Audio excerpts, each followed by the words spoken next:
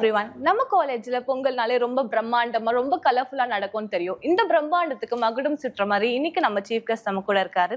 இவர் அட்டகத்தி தினேஷ், ரூட் தல, கெத் தினேஷ் இந்த மாதிரி பல பேர் மக்கள் அன்போடு கூப்பிடுறாங்கன்னு தெரியும். இப்ப நீங்க சொல்லுங்க சார், உங்களை அட்டகத்தி தினேஷ்னு கூப்பிடலாமா இல்ல கெத் தினேஷ்னு கூப்பிடலாமா? தினேஷ். தினேஷே வந்து அதான் எங்க அப்பா அம்மா எனக்கு வச்ச பேரு. படத்துல இருக்கிறது வந்து வரும் போகும். பட் ஹாப்பி தான். அட்டகத்தியும் எனக்கு சந்தோஷம், கெத்தும் சந்தோஷம் தான். ஜனங்க மனசார என்ன சொல்கிறாங்களோ அது நல்லதா சொல்லும் போது நமக்கு அது சந்தோஷம் தான். எனக்கு தினேஷ் எங்கள் அப்பா அம்மா வச்ச பேர் வந்து எனக்கு. ஸோ மிஸ்டர் தினேஷ் ரவின்னு ரவி அப்பா பேர், அப்பா எனக்கு வச்ச பேர் வந்து தினேஷ். இப்போ தினேஷ் சார் வந்து ஒரு கிரேட் ஆக்டரா, ஒரு நல்ல பர்ஃபார்மரா எங்களுக்கு தெரியும். சார் ஒரு ஸ்டூடெண்டா எப்படி இருந்திருக்காரு? காலேஜ் வந்து எனக்கு ரொம்ப பயங்கரமாக எக்ஸ்பெக்ட் பண்ண டைம். +2 முடிச்சுட்டு காலேஜ் படிக்கணும் அப்படின்னு சொல்லிட்டு ரொம்ப ஆசை. அதுவும் கோ எஜுகேஷன் படிக்கணும். அந்த டைமில் கோஎட் தான் படிக்கணும்னு சொல்லிட்டு எல்லா காலேஜ்லேயும் அப்ளிகேஷன்ஸ் வாங்கிட்டு இருந்தேன். எங்கள் அம்மா சொன்னாங்க, ரிசல்ட்டே வரல, எதுக்கு அவசரப்படுற அப்படின்னு சொல்லிட்டு மேக்ஸில் போயிடுச்சு. என்னால் அதுக்கப்புறம் கிளியர் பண்ணும். பட் ஆனால் காலேஜ் பண்ணவே முடியல. விஸ்காமில் அப்போ தான் வந்த டைமு. காலேஜ் நான் மிஸ் பண்ணேன். பட் படங்களில் நம்ம நடிக்க ஆரம்பிச்சிட்டோம். முதல் படத்துலேயே வந்து ரூட்டு தலை அப்படின்ற ஒரு காலேஜோட அந்த மாதிரி அமைஞ்சது சந்தோஷம் தான் எனக்கு. ஸ்கூல்லேயே எனக்கு இருந்துச்சு. எனக்கு ஸ்கூல் காலேஜ் பார்க்கும்போது ஓகே, மேபி ஒரு கேங்காக ஒரு 10 பேர் கூட நம்ம எப்படி பழக போகிறோம், எப்படி அது சுச்சுவேஷன்ஸ் எப்படி ஹேண்டில் பண்ணுறதுன்றதுக்காக தான் இந்த அகாடமிக் எல்லாமே இருக்குன்னு நம்புகிறேன். பட் இது யாரோ கொடுத்த ஒரு யாரோ ஒருத்தர் கொடுத்த ஒரு சிலபஸில் தான் நம்ம படிக்கிறோம். லைஃப்க்கு அது எப்படி யூஸ் ஆகும் அப்படின்னு பார்க்கும்போது ரொம்ப ரேர் தான். காலேஜ் ஸ்கூல்ஸ் வந்து நமக்கு இந்த சோஷியலாக எப்படி நம்ம மக்களை ஹேண்டில் பண்ண போகிறோம், நம்ம எப்படி நம்ம ப்ரொஜெக்ட் பண்ணுறோன்றதுக்கான ஒரு இதாக தான் நான் பார்க்குறேன். எனக்கு வந்து காலேஜ் வந்து ரொம்ப எல்லாரையும் படிக்கிற பசங்களை பார்க்குறது எனக்கு ரொம்ப சந்தோஷம். இதே காலையில் எழுந்து ஸ்கூலுக்கு சின்ன பசங்க ரொம்ப இயர்லியாக கிளம்பி போகிறது ரொம்ப கஷ்டமாக இருக்கும். அந்த 7:30க்கெலாம் வந்து நான் அக்ஷயா ஹோம்ஸ் ஒரு ஃப்ளாட் இருக்கும், பக்கத்தில் ஜெயின் சுந்தர்பன்ஸ் இருக்கும். அந்த 7:30க்கு அவ்வளோ பேர் எல்லாம் இவ்வளோ சைஸில் அவ்வளோ பெரிய பேக்கை மாட்டிக்கிட்டு அது இன்னும் கொஞ்சம் டைம் அதை ஈஸி பண்ணலான்ற ஒரு விருப்பம் மட்டும் தோணும் எனக்கு. நீங்க எஜுகேஷன் சொன்னோனே எனக்கு அப்படி வந்துருச்சு. Okay, education okay sir. இந்த என்டர்டெயின்மெண்ட் அட்டகத்தி மூமெண்ட்ஸ் அந்த மாதிரி ஏதாவது நடந்திருக்கு? அட்டகத்தி மூமெண்ட் எல்லாருக்குமே இருக்குன்னு நினைக்கிறேன் லைஃப்ல. எல்லாருக்குமே அது அட்டகத்தி மூமெண்ட்னா என்ன, நம்ம வந்து யாரையும் காயப்படுத்தாம இருக்கிறது எல்லாமே. நான் அப்படிதான். ஃபர்ஸ்ட் எனக்கு அட்டகத்தின்னு கூப்பிட்டா கோவம் வரும் பிகினிங்ல. அதுக்கப்புறம் வந்து லைஃப் ஒரு எக்ஸ்பீரியன்ஸ் கொடுக்கல. நாளாக லைஃப் வந்து என்ன சொல்லுச்சுன்னா, ஓகே அட்டகத்தியா இருக்கிறது எவ்வளவு சூப்பரான ஒரு விஷயம். ஏன்னா யாரையும் ஹர்ட் பண்ணாது, ஹர்ட் பண்ணாம இருக்கிறது அவ்வளவு பியூட்டிஃபுல்லான ஒரு விஷயமா. அது வந்து அதுவே செம்ம கெத்து. அட்டகத்தின்றதே செம்ம கெத்தான ஒரு விஷயமா நான் பார்த்தேன். எது அட்டகத்தின்னு வீட்டில் வந்து எங்க அப்பா வந்து சின்ன வயசுல பேசும்போது என் கூட பிறந்த 4 சிஸ்டர்ஸ்க்கு நான் மேரேஜ் பண்ணி வச்சேன்னு அவர் சொல்லிட்டு இருந்தாரு. அப்போ வந்து எனக்கு அது தெரியல. ஆனா படங்கள்ல ஒரு சிஸ்டருக்கு அண்ணாவா நடிச்சாவே எவ்வளவு ப்ரெஷர் இருக்குன்றது அப்போதான் ரிலேட் பண்ண முடியுது. இந்த மாதிரி பார்க்கும்போது நம்ம எதெல்லாம் வந்து சாதாரணமா நினைச்சோமோ அதெல்லாம் பெருசா இருக்கு. அட்டகத்தி படத்துல கூட வரும்ல, போயிட்டு அவர் கோவப்படும் போது போய் வாழை மரத்தை வெட்டிட்டு அவ்வளவுதான், அது போதும். அட்டகத்தின்றது ரொம்ப பியூட்டிஃபுல்லான ஒரு விஷயம். தனியா கேட்டீங்கன்னா நிறைய இருக்கு. பர்சனலா எனக்கு நான் என்ன சொல்றது, நான் காலேஜ் படிக்கணும்னு நினைச்சதே அட்டகத்தி மூமெண்ட் தான். +2 ரிசல்ட் வராம ஃபார்ம் வாங்கினேன்ல, இவ்வளவு ஃபார்ம் வாங்கி வச்சிருப்பேன் நான். ஆக்சுவலி சென்னையில இருந்து ஆல்மோஸ்ட் எல்லா காலேஜ்லயுமே வாங்கினேன். அந்த மூமெண்ட் நிறைய இருக்கு.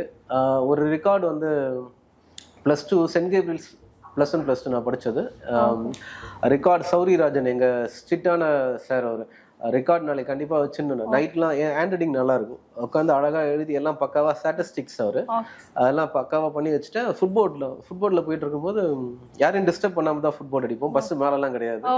அழகா ஒரு ஆசைக்காக ஃபுட்போர்ட் அடிக்கிற ஒரு இதுதான். ஃபுட்பால் அடிச்சுட்டு கடைசியில் பார்த்தா அந்த ரெக்கார்டு டக்குன்னு கீழே விழுந்த மாதிரி இருந்துச்சு, காணும். அது ஐயோ மிஸ் ஆயிடுச்சு போல இருக்கு அப்படின்னு சொல்ற மாதிரி போல என் கூட பசங்க இருந்தாங்க.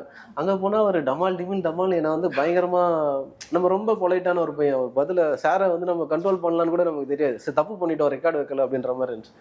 அப்புறம் ரொம்ப வருஷத்துக்கு அப்புறம் புரிஞ்சிச்சு என்னன்னா, அந்த ரெக்கார்ட் கீழே விழல, என் கூட இருந்த யாரும் வந்து அதை எடுத்துட்டு அது ஒரு அட்டகத்தி மூமெண்டா கூட சொல்லலாம். பட் அது எனக்கு புரியறதுக்கு 20 வருஷம் ஆச்சு. நிறைய இருக்கு. இப்போதைக்கு டக்குன்னு எனக்கு இதான் ஞாபகம் இருக்கு. பட் அட்டகத்தின்றது வந்து கெத்து தான். அது நம்ம அட்டகத்தியா இருக்கிறதுக்கு ரொம்ப சந்தோஷப்படணும். ஏன்னா இப்ப யாருன்னா ஒரு பிரச்சனைனா கூட நம்ம பதிலுக்கு அவங்களை அடிக்கல, அது நம்ம காப்பாற்றப்படுறோம். ஓகே, நம்மளால பொறுமையா இருக்க முடியாது, பொறுமையா இருந்துட்டா அது காட் கிரேஸ் தான். அது பெரிய அருள்ல நம்ம காப்பாற்றப்பட்டன்னு நினைச்சுக்கலாம். சார் இப்போ உள்ள நடிகர்கள்லாம் வந்து இந்த ஸ்க்ரீன் ஷேரிங் அவ்வளோவா விரும்ப மாட்டாங்க. டபுள் ஹீரோ சப்ஜெக்ட் அவ்வளோ நம்ம மட்டும்தான் அப்படின்னு இருப்பாங்க. ஆனால் நீங்க செலக்ட் பண்ற ரோல்ஸ் எல்லாமே டபுள் ஹீரோ சப்ஜெக்டா இருக்கு. நான் செலக்ட் பண்ணல, எனக்கு அமைஞ்சது எல்லாமே வந்து அது அமையறது தான். அது அமையறதுல நம்ம ஓகே எனக்கு எதுக்கு பக்கத்தில் என்னால் பண்ண முடியும் அப்படின்றது முடிஞ்ச அளவுக்கு நான் ரொம்ப டிஸ்டன்ஸாக இல்லாமல் எனக்கு பக்கத்தில் இருக்கிறத நான் கொஞ்சம் சேஃபாக பண்ணணும்னு விரும்புகிறேன். ஸ்க்ரீன்ஸ் எந்த ஆர்டிஸ்ட் இருந்தாலும் அது ஷேர் பண்ணுறது தான் அது. பட் எல்லாருக்குமே அது கிரவுண்ட் ஒர்க் வந்து டஃப் தான். ஒரு காலேஜில் 2 பிரின்சிபல் இருந்தால் எப்படி டஃப்பாக இருக்கும், ஒரு காலேஜில் 2 ஹெச் அது இருக்கும்போது அந்த இடம் வந்து நமக்கு டெஸ்ட்டாக இருக்குது. அந்த நேரத்தில் நம்ம என்ன பண்ணோம்னா நம்ம எதுவும் பண்ண முடியாது. பொறாமையும் பெருமையை மட்டும் இல்லாமல் பார்த்துக்கிறது வந்து ரொம்ப முக்கியம். அது நமக்கான டெஸ்ட்டாக இருக்குது. அங்கே பொறாமை வந்துச்சுன்னா ஓகே நம்ம இருந்து அழகா ஓகே இது எல்லாருக்கும் காத்திருக்கு, எல்லாருக்கும் சூரிய வெளிச்சம் இருக்கு, அழகா எல்லாருக்கும் கிடைக்க வேண்டியது கிடைக்கும், ஒன்றும் பிரச்சனை இல்லை, நம்ம வேலையை கரெக்டாக யாரையும் டிஸ்டர்ப் பண்ணாமல் பண்ணிட்டு போனாலே போதும்னு மட்டும். பட் ஆனால் கிரவுண்ட் ஒர்க்காக வந்து அந்த சேலஞ்ச் இருக்கும். ஏன்னா சினிமாவில் வந்து உங்களுக்கு அந்த பேர் ஃபர்ஸ்ட் போடுறது இருக்குல்ல, அந்த ஹீரோன்றது ஒரு சேலஞ்ச் இருக்கும்.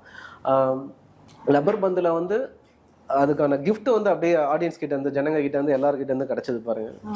ஜஸ்ட் ஒன்று விட்டு கொடுத்தா வந்து இப்படி வந்து ரிட்டர்ன் வரும். அது ஒரு பெரிய அன்பு வந்து திருப்பி கிடைச்சது. அது முக்கியமான எக்ஸாம்பிள். அன்புக்கு ஒரு பெரிய அன்பு கிடைச்சது.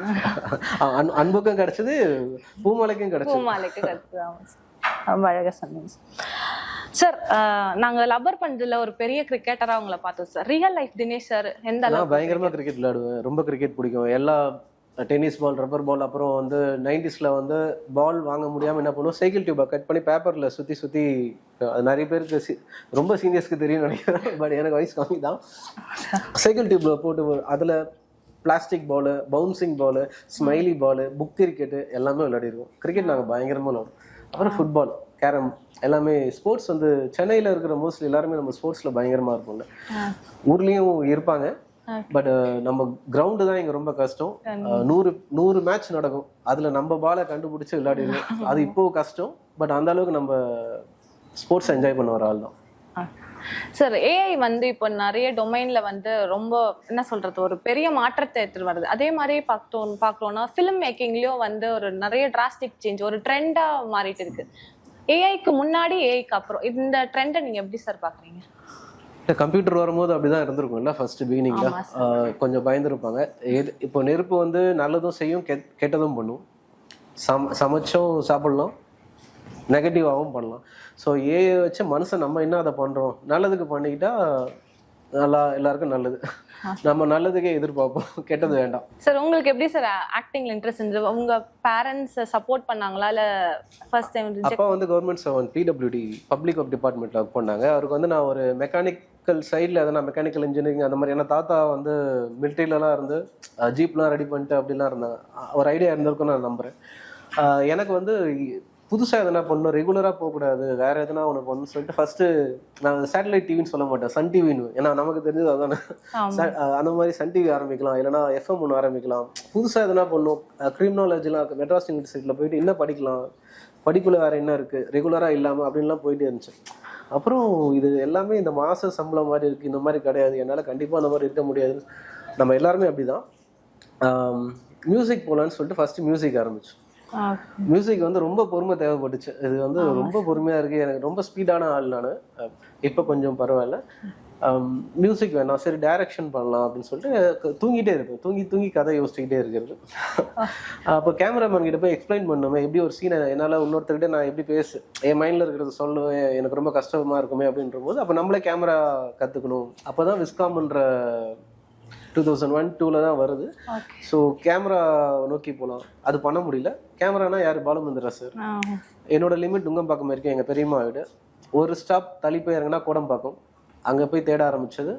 அது அப்படியே ஆக்டிங் சான்ஸாக மாறிச்சு. என்னால் நடிக்க முடியல, என்கிட்ட இருந்த கூச்சம், ஏன் என்னால் நடிக்க முடியலன்ற ஒரு கேள்வி. அது கொஞ்சம் கொஞ்சமாக நாடகம், நவீன நாடகத்துக்கு போய், அப்புறம் சீரியல் போய், அப்புறம் டீசெண்டான ஒரு ரோல் வந்து இப்போது கடைசியாக இல்லை தொடக்கமாக லப்பர் பந்து வரைக்கும் வந்து நிற்கிறது.